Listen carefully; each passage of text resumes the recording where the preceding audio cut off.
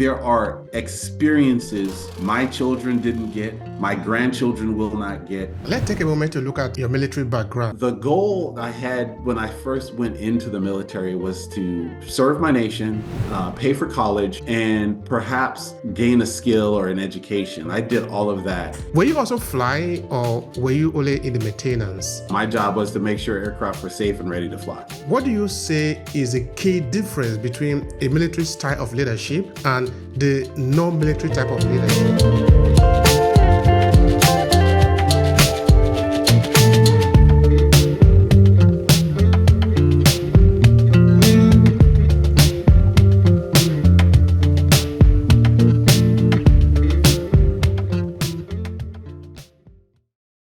No problem. I'm here for the conversation. All right. Thank you so much, Emille. I really appreciate your time. Could you tell the people who you are? Let's start from there. Sure. My name is Emille Bryant. I am a business consultant and author. I have authored several books, including Start with a Sparkle, which is a leadership and self-development book. I've written Dear Emille, which are 2 volumes in an ongoing series of questions and answers about how to lead, how to manage, and how to think. And I've co-written a play that's been produced in Nigeria, as well as has been presented in universities here in the United States. If you look back, because now we were talking just before we started to record just now, you were touching history, and that is really very important for us. And from the point of view of history, we would like to go back. So tell me, what do you remember of yourself growing up as a little boy? That is where we would like to start from. Oh, for sure. So I grew up in Portland, Oregon, and Seattle, Washington. And part of my story comes from my grandparents who, during what is known as the Great Migration, I call it the Great Escape, they came from the southern United States, Mississippi and Alabama, to Oregon in order to have more security and a better life.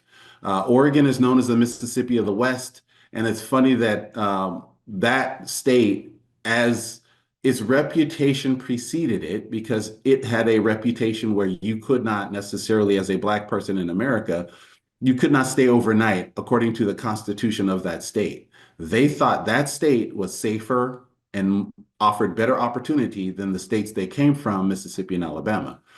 So my parents grew up in Portland and met there, and they had me and my brother, and we stayed in Portland or Seattle, depending on my parents' work, until I left for the military. So my background is as a kid who has been one of one in many places, one of one Black person in a space. Sometimes I was the smartest kid in the class. Sometimes I was in the gifted and talented classes where I was not the smartest person. Sometimes I was the best athlete, and sometimes I wasn't. But I was a kid who loved computers, who loved video games, who loved reading, who loved playing outdoors. So I was all over the place. But probably if you wanted to go back to my childhood, my first love is comic books. All right. Maybe we might have time to go back to that later on, or maybe on another occasion, because that would be really very important. So when you make a comparison to the time that you were growing up as a child, of course, this is also tied to what we were talking about before, which is history, looking at currently what is happening in the United States, that the conundrum that you call it, though. Now, when you make a comparison between the United States of your time as a child, as an adolescent, and the United States of your time as an adult who have grown now, who have made a lot of experiences, what do you see as a difference? So my childhood was beautiful. I had loving parents. I had 2 very large, loving families that looked after me and made sure that I was able to be myself to the extent that they would let me. And I don't mean that in any negative way, but I was a smart kid. I was an odd kid. So they kind of had to let me be myself, and it worked beautifully. And the environment that I was in growing up was very social. It was very familial. It was very communal, right? Like I had these 2 large families from my father and my mother, and I migrated between the 2 freely. So growing up, I was surrounded by extended family. My cousins, I consider them my brothers and sisters because we were all very close knit. Today, we're much less communal, much less familial, much less likely to spend time together. I moved away from home with the military right after high school, and never went back. It wasn't because I didn't love it. It was just I fell in love with other places. But I see that as probably the most significant difference between my upbringing and what I see today is that we're not as communal, we're not as familial, we're not as social because we have so many other distractions. Back in the 70s and 80s, you had maybe six or seven television stations, and that was it. And almost all of them went off at 11 or 12 o'clock at night. Perhaps the most rebellious, the most independent station stayed on till 1 o'clock, and then they would play the national anthem and put on a test signal, and you would have static after that. So the contrast from entertainment options from that era to today, where you have instant movies, instant gratification, instant music. You don't have to wait for a release unless an artist is telling you to wait for a release. You don't have to go to the record store and find this beautiful album that you heard about from your friends at school, or got a snippet of it on the radio, and now you've got to go find it. You got to hunt it down. All of those little things are lost in today's society because we're no longer looking for things anymore. They've been delivered right to us through our phones and our computers and our televisions. So we don't have a reason to interact with one another anymore. And so that familial feeling I had growing up has been diminished significantly unless we make a concerted effort. The circumstances of our lives do not lend themselves to a social gathering the way they did when I was growing up. All right. Is that a good thing or a bad thing? I think it's neither good nor bad. I think it is just the evolution of our society in America. But what I lament about that change is that there are experiences my children didn't get, my grandchildren will not get. I don't even have grandchildren yet, so I imagine one day when I do, my children don't live near me the way my parents lived near my grandparents.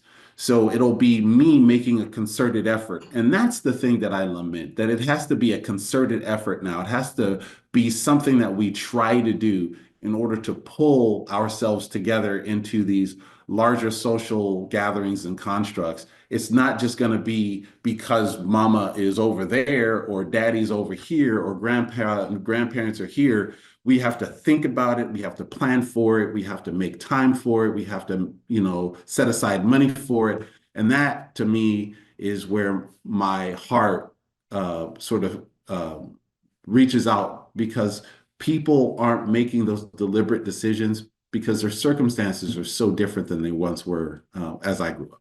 All right. Now, let's take a moment to look at your military background. Tell me a bit Sure. about that. What is that adventure like for you?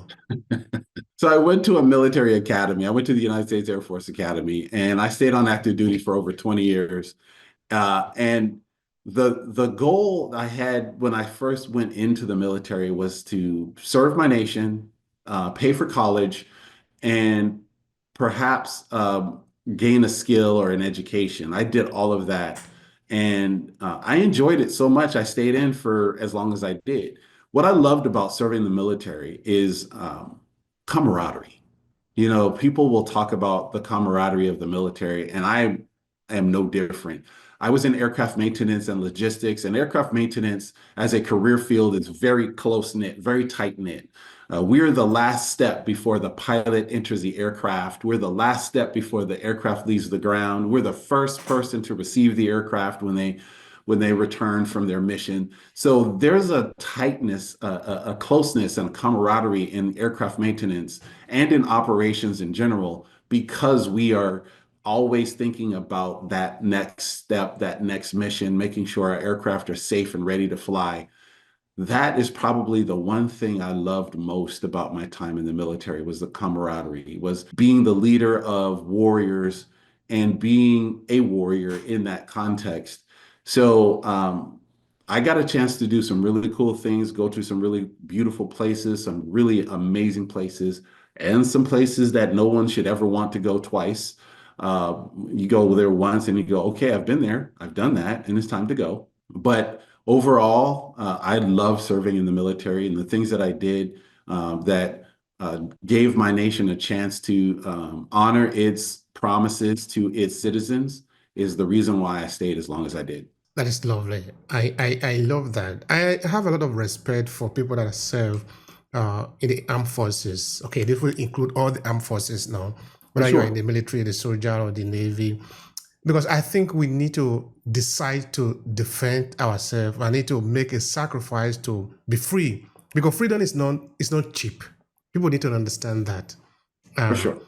it's expensive. So we need to really do an honor to those who have decided to make this as a service to themselves, as a service to the nation, and who have decided to take this as a responsibility on themselves to do this because it's not like you are going to work in the front office, maybe where everything is safe. You are like putting your life on the line to save a Hmm. country, to save a people. So there is a lot of sacrifice going on there. So for this, I think it is right that people pay a lot of respect to those that are serving in all the armed forces. Of course, including also the police. Why not? All right. Now, were you also flying or were you only in the maintenance? I was with the aircraft maintainers. I was not a pilot or air crew. My job was to make sure aircraft were safe and ready to fly. Mhm. All right. Now, tell me something. From the point of view of the relationship that you have with the people, from your with your companion, what did you take away from there as an experience that you can use today, or you are using today in your life? Because you are no longer there, but you don't want to tell me that you didn't take anything away from that experience. So, what is that? Sure. So the thing that I take most from the military is leadership. Leadership is the most important thing that I did when when I wore the uniform. And when I say leadership, I don't just mean being in charge of people. I'm talking about self-leadership, the responsibility I had to be the best I could be in my own context, and then to present that best version of myself to the people that I served as a leader. And you'll hear me say that over and over again as we talk about leadership. I do not lead people, I serve them as a leader. Leader is a role. Every person on a team has a role. The leader has no more responsibility or no more authority for that team's success than the team itself. Every member of the team has a role they serve. So, as a leader, my job was to set the direction, hold my team and myself accountable, and make sure that the team understood that I was just as invested into our success as they were, that I was just as skilled as they were. I was presenting my excellence as just as they were expected to, and that I was willing to do all the little things as well as the big things just as I expected them to. So I put myself into that servant leader category very deliberately in order to ensure that I was the model of behavior, that I was, the person people could look up to, people could rely on, people could leverage, and I looked up to my team. I never saw my team as subordinate. I saw them as coworkers, as team members, because my role as a leader was to find the best way to get from where we were to where we needed to be. And whoever on my team had that vision, who had that skill, who had that resource, that's who I brought forward. If it was me, I took that role on.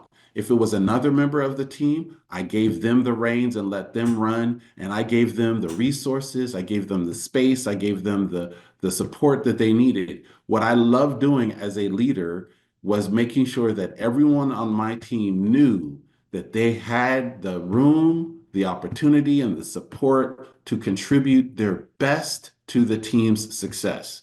And when I did that consistently, I was on winning teams over and over again. So I know that when I lead, what I try to do is give people that room, that space, that opportunity. They tend to shine. And my job is to get out of their way. This mindset, this a mentality that you have that sort of guide you into the different era that you went to during the military service days. Was that something that you got there as a training, as practically the training that you got there, or part of what you already have inbuilt in you? Tell me about that. Sure. So I adapted this probably on my own, but definitely from lots of different resources and models. Right. One of my favorite military leaders was General George Patton. Another one was General Benjamin O. Davis Jr. Another one of my favorite leaders was Field Marshal Erwin Rommel from the Germans during World War II. So I began to cobble together this beautiful melange of skills and tools and resources and outlooks about leadership. And then as I experienced the role of leader more and more, I began to customize all these different tools to something that fit my propensities, my proclivities, my way of seeing the world. So it became a very unique approach to leadership that I developed after I kind of modeled myself after some of the great generals from World War II. And the more I did that, the more customized my approach became, the more comfortable I became in the role of leader. So it became something that evolved over time based out of the formal and informal training that I received in the military. All right, now let's make a kind of a comparison. Of course, you are coming from a military background, but now you are living with a lot of people who have no military training. So let's look Mhm. at that from the point of view of leadership. So, what do you say is a key difference between a military style of leadership and the non-military type of leadership, which is, I think, that is actually the majority of the people or the kind of leadership that we have today in the world. But what is the main difference that you see there? So, my word is my bond. One of the things I learned in the military is in the Air Force, we have three core values. Those core values are integrity first, service before self, and excellence in all we do. And the problem with those three core values, if there is one, is that it makes you it puts your personal interests secondary to the team and the organization. And in the civilian sector, I see that reversed. You see people's personal ambition above that of the team or the organization. And not only that, but the organizations often are not created to pull out the best moral character, the best values and principles of its workers. And this is because there's this sort of competition between labor and management, between organization and worker. And the competition is how little can I pay you to do this job? And how much work can I get out of you, which is the organization side. And then on the individual side, it is how little can I do this work? How little work can I do? And how much money can I extract from the company to accomplish my personal goals? And so the organization is often exploiting the individual is often exploiting the organization, and there's a stasis that is found, but sometimes that stasis is not necessarily healthy for either organization or individual because neither of them is starting from a shared set of principles. The Air Force forced us to share one set of core values, whether we liked it or not. When we signed up, because it's an all volunteer force, we all agreed that integrity, service, and excellence were our baseline. So the organization knew what to expect from us, and we knew what to expect from the organization. Now, I went to the Air Force Academy, and we have an honor code. I will not lie, steal, or cheat, nor tolerate among us anyone who does. And when we take that honor code, take that honor oath, we are really telling the world that our values and our principles are very clear. I still live by that honor oath, even though I'm no longer a cadet at the Air Force Academy. And I brought that to my civilian work where I saw people who didn't share that same set of core values. And they didn't share that commitment to honor, that commitment to not lying, stealing, or cheating. And therefore, there's this misunderstanding in the business community. Everyone's out for the most they can get at the same time. And there are a few organizations and people who are in it for the altruistic reasons or to better society or to better communities. And I won't take anything away from them. But in the main, in my experience, everyone seems to be out for themselves. And it diminishes the work that can be done if we all chose to work together more harmoniously. But harmony doesn't necessarily pay bills. And so businesses have found that the best way to solve their problem is the way that I had mentioned before, where it's more antagonistic than it is collaborative. All right. Now, let's try to imagine for a moment that we could actually take those code of honor that we have gotten in the military, which is actually what is happening within the military. Okay, in this case, is specifically within the Air Force, no? And of course, in Mhm. reference, we are using the United States.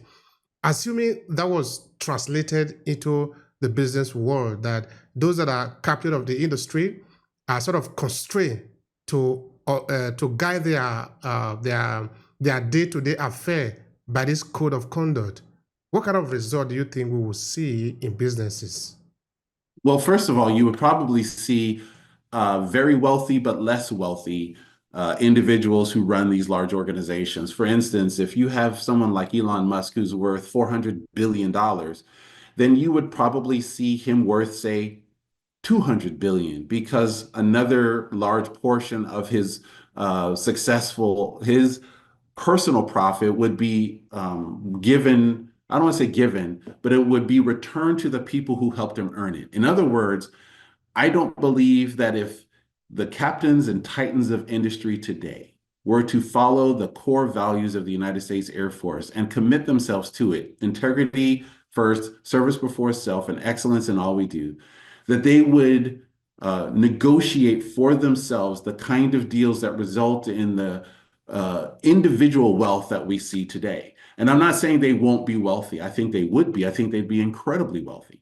But I also think that the organizations would prosper more because they would see that there is a value proposition that is overlooked today that would not be overlooked if they were following these core values. For instance, my success is shared success when I'm a military leader. I do not take all the credit for success as a military leader. In fact, I was taught that you praise in public and punish in private. You give your group, your team, your squadron all the credit for the work that they've done to advance the organization to its heights, to its greatest heights. And if it fails, it falls on me as the leader to own that failure. So it's all of us succeed or I personally have failed. And I may call in one or two people that may have been major contributors to that failure, but I take that responsibility. That is the kind of thinking that I think is missing in business. So imagine that someone like Jeff Bezos, who runs a multi-trillion dollar company now, or used to run a multi-trillion dollar company because he did hire a new CEO.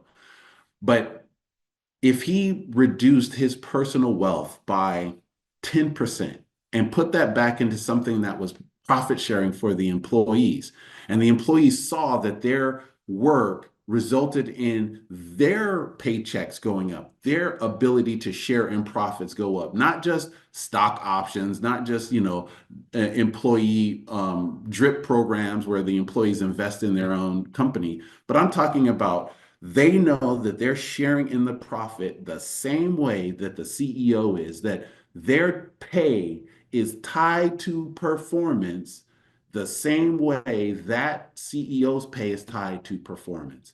That would motivate them in a different way. It would also make them feel like they're sharing in the greatness of the organization, the success of the organization, and they would take personally any failures from in the organization.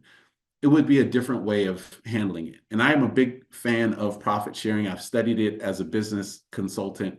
And so for me, profit sharing is one of the most valuable ways you can create the environment that we had in the military, where you share those values and use those values to advance the organization. All right. Thank you so much for that. I really appreciate that. Now, we will talk about the profit sharing. But before then, I wanted to share with me this code of conduct that you talked about of the Air Force.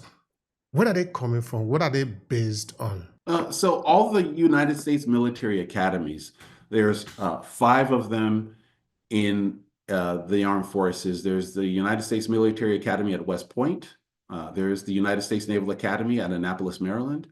There's the Air Force Academy in Colorado Springs, Colorado. There's the Merchant Marine Academy in Kings Point, New York. And there's the Coast Guard Academy in New London, Connecticut. And all five of those academies produce warriors for our nation. And all five of them share an honor code. And the honor code is very simple. I repeat it again just for all of us to hear. We say, we will not lie, steal, nor cheat, nor tolerate among us anyone who does. And then we have an oath that is another part of that. It says, furthermore, I resolve to do my duty and live honorably, so help me God. When we make when we sign up for that code is actually comes from the medieval times. It's a code of chivalry. It is so that your word is trusted. In fact, one of the ways that we maintain some of these medieval customs from the knights of the Round Table, for instance, the Camelot, the knights, the people you saw in armor in Germany and Britain, we shake hands. And when we shake hands, the origin of that is that I'm showing to a potential adversary, I have nothing, I have no weapon.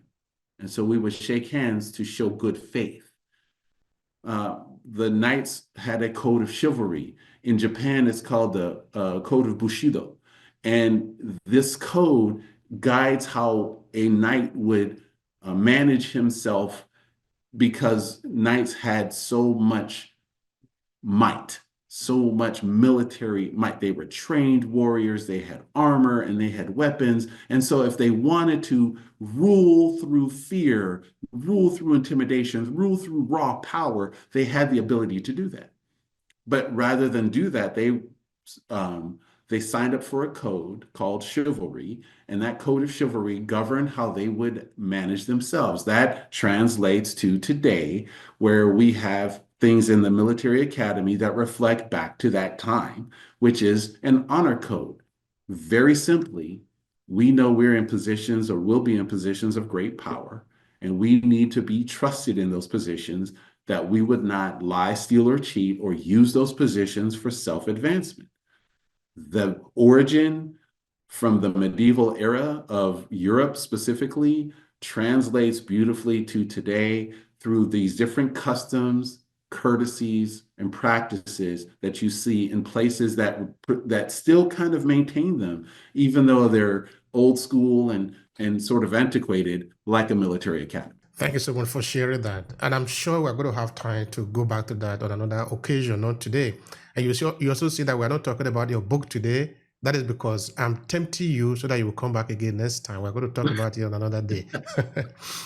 All right. Now, you did mention. It would be my pleasure to come back. It would truly be my pleasure. Thank you so much for that. We appreciate that.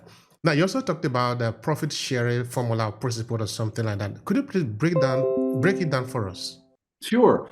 So there are many different models of profit sharing. The ones that I've studied all sort of hinge around the idea that the employees own part of the company and that they're vested in that ownership through the time they spend in work. So it might be in some plans that there's 10% of the company set aside for employee ownership. And as long as you're an employee of the company, you own the company. You are literally an owner while you're a worker. And then your share of the profit from that employee ownership portion is related to your seniority. And there are formulas that companies have come up with and organizations have developed that allow the more senior, more productive, perhaps more innovative members of the team to share in a greater portion of that profit than, say, someone who's new or someone who hasn't contributed as much. But the result is that the employees literally own the company. There are ways to do that all the way up to and including that the employees literally buy the company. United Airlines at one time was an employee-owned company.